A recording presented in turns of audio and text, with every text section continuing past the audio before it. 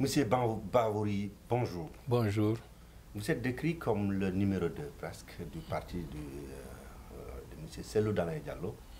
Donc le parti qui était venu en premier au cours du premier tour de l'élection.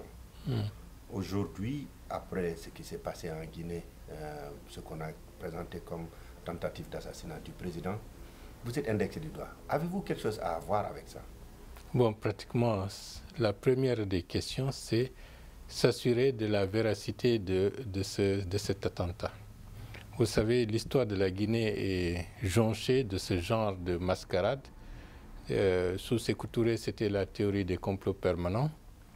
Et lors de la présidence du général Lansana Conté, M. Alpha Condé lui-même avait fait les frais de ces montages policiers pour l'inquiéter et l'incriminer dans des pseudo complots ou d'agressions extérieures contre la Guinée.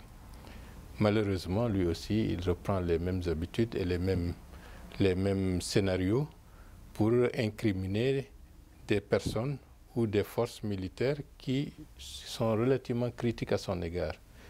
Et récemment, il a dévoilé sa stratégie en disant « j'utilise les mêmes armes qu'ils ont utilisées contre moi pour les abattre ».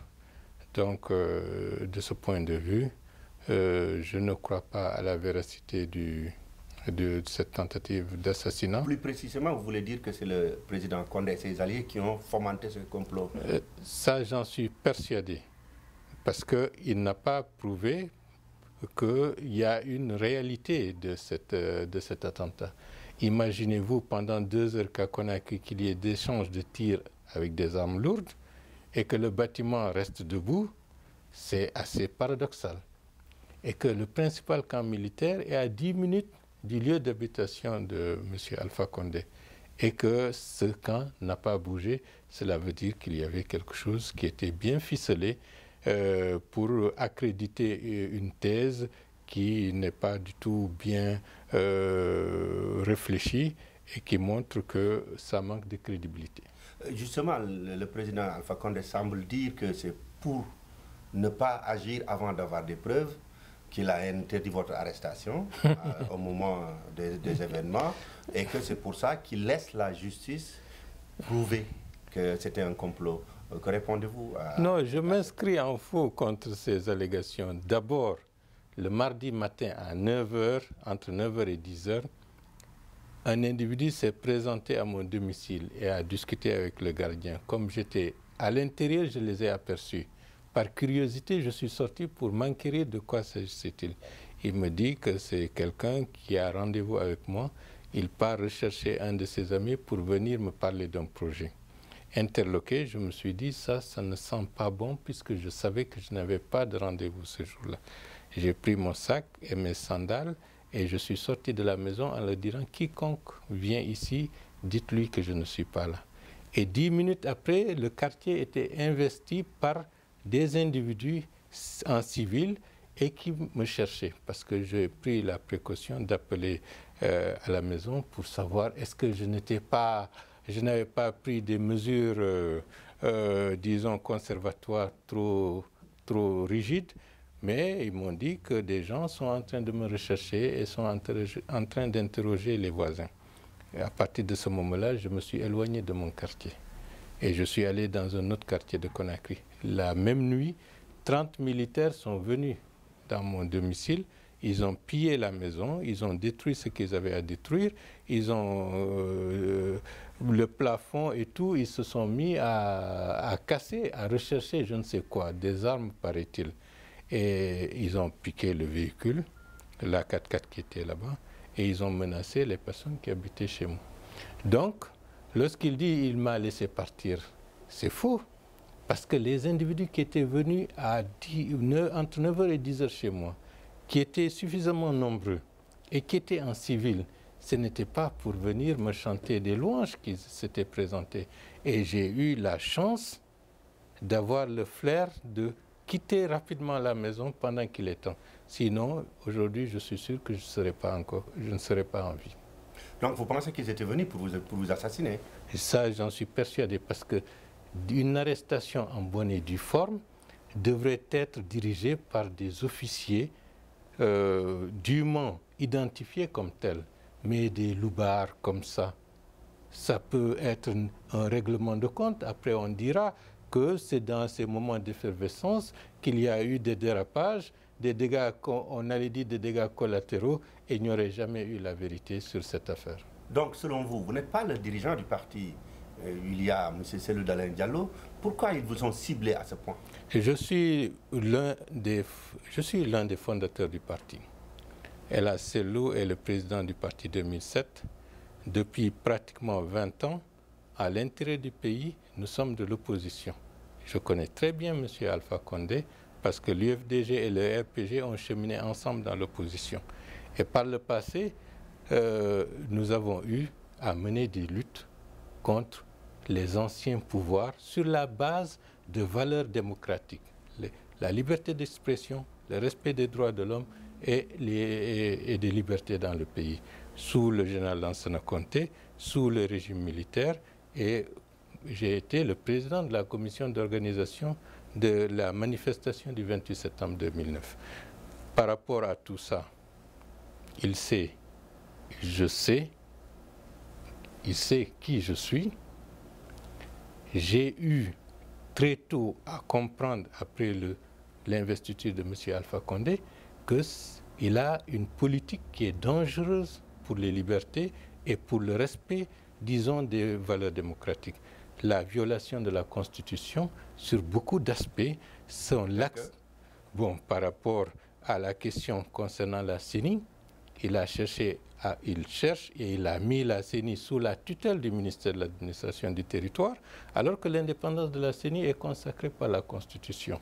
Il a dissous des conseils communaux sur la plupart des villes du pays, alors que le Code des collectivités indique la démarche et la procédure pour qu'un conseil communal puisse être dissous. Là aussi, il n'a pas respecté les principes juridiques. Est-ce que pour ces communes-là, on a fait des recours pour excéder le pouvoir? On l'a fait. Qu'est-ce que la Cour suprême a dit? La Cour suprême n'a pas réagi.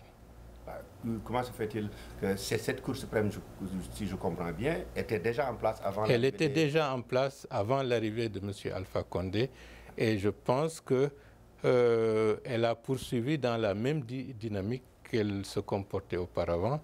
Elle n'a pas réagi par rapport à la violation d'aspects fondamentaux, disons, de l'organisation du territoire, notamment l'article 80 et 100 du Code des collectivités. Si je comprends bien, si ma mémoire est bonne, vous les avez accompagnés, la commission qui était envoyée en Guinée avec des magistrats étrangers pour restructurer justement cette Cour suprême, cette justice guinéenne.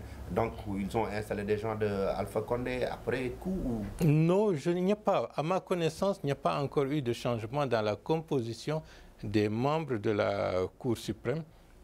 En principe, cette Cour suprême devrait se scinder en Cour constitutionnelle, en Cour des comptes. Mais jusqu'à présent, la procédure n'est pas avancée. Mais vous savez, hein, dès que quelqu'un s'installe au pouvoir dans des pays aussi fragiles, avec des traditions peu démocratiques, la plupart des magistrats et des hauts fonctionnaires, au lieu d'appliquer la loi de la manière la plus rigoureuse et la plus impartiale possible, se mettent tout simplement à être, disons, des serviteurs du prince. Et c'est ça qui fait que la Guinée, jusqu'à présent, n'arrive pas à sortir d'une crise. Et malheureusement, la gouvernance d'Alpha Condé est en train d'accélérer, disons, la dislocation de peu d'acquis que nous avions eu par le passé. Pour revenir à votre cas personnellement, si j'en crois la presse, un mandat d'arrêt international est lancé contre vous.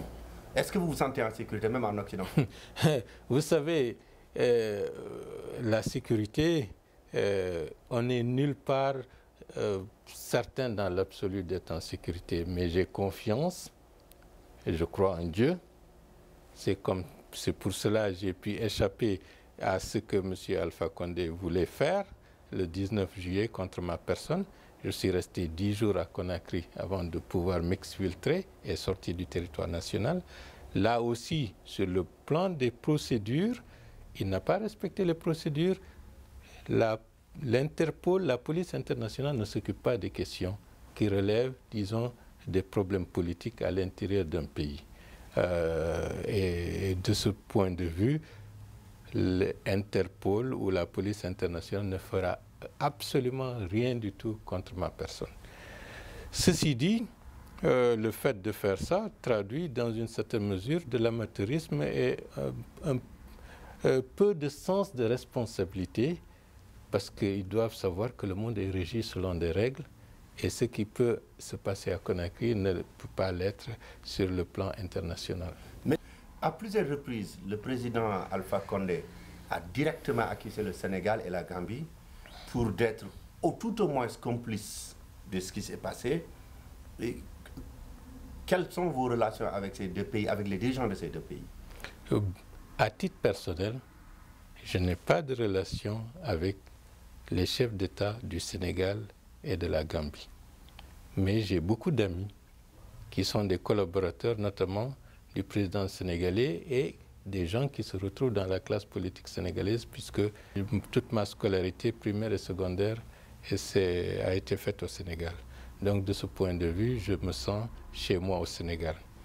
Mais pour dire que j'ai pu, avec d'autres, comploter contre mon pays avec la bénédiction des autorités gambiennes et sénégalaises, tout cela c'est un mauvais roman policier que M. Alpha Condé a mal lu et malheureusement il ne fait que répéter ce qu'on avait entendu il y a plus de 30 ans sur ces pseudo-complots contre la Guinée, la 5e colonne infiltrée. Ce sont des choses qu'on a suffisamment entendues, qui ont broyé beaucoup de gens et ont pensé que M. Alpha Condé, lui qui prônait un changement, allait s'inscrire dans cette direction.